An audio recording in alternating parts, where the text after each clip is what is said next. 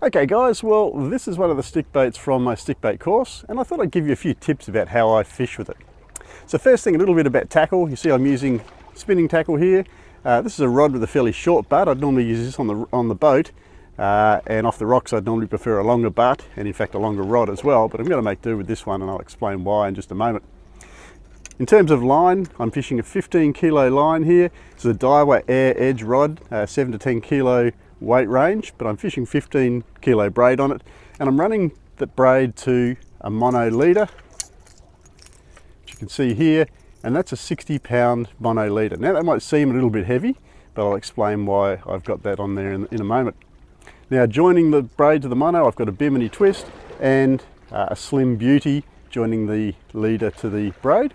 Now the reason I choose a slim beauty is it's a very slender knot, goes through the runners pretty well, so even with this heavy leader I can cast pretty well with it.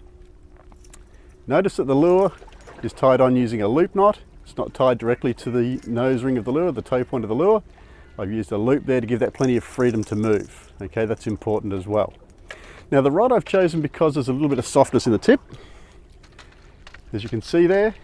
And the reason I like that, two reasons I like that. One is that the braid has no stretch, so that gives a little bit of shock absorbance.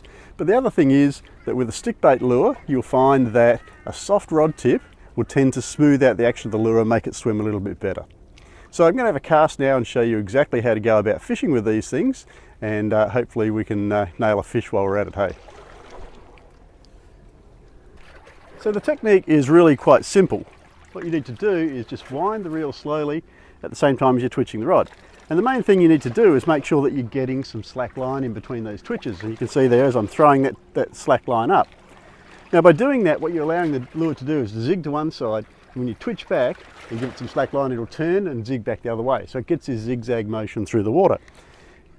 Now you can do it quickly like this and make the lure just about dance on the spot. You can do it slower and work the lure back at a much more gentle pace with wider movements to side. That's entirely up to you, and it depends on how the fish are going. You need to play around with both those approaches. But the main trick here is always to get some slack line in between those twitches. If you keep that line tight, the lure is going to come straight back in a straight line. Now I mentioned that I was using a heavy leader. That's because this lure is going to be zigging from one side to the other like this, almost on the spot sometimes. Now with a light leader, what tends to happen is that'll sit on the surface and the hooks will snag the leader and foul the retrieve.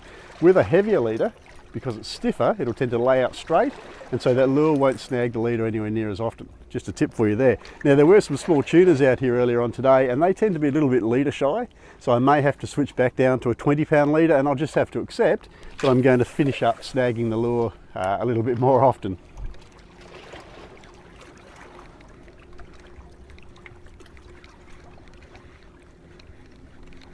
Now notice I've got this lure rigged with a couple of single hooks. You can put trebles on here if you prefer. I like single hooks when I'm fishing for pelagics like tuna and kingfish and GTs because they don't pull out. Once you've hooked a fish, it tends to stay hooked, and they're a bit easier to get out without damaging the fish to put it back into the water.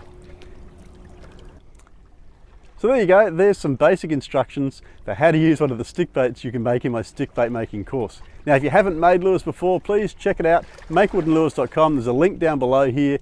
You can find out how to make this lure for yourself. It's very easy, and you've got no idea what a thrill it is to catch a fish on something you've made with your own two hands. That's it, bye for now.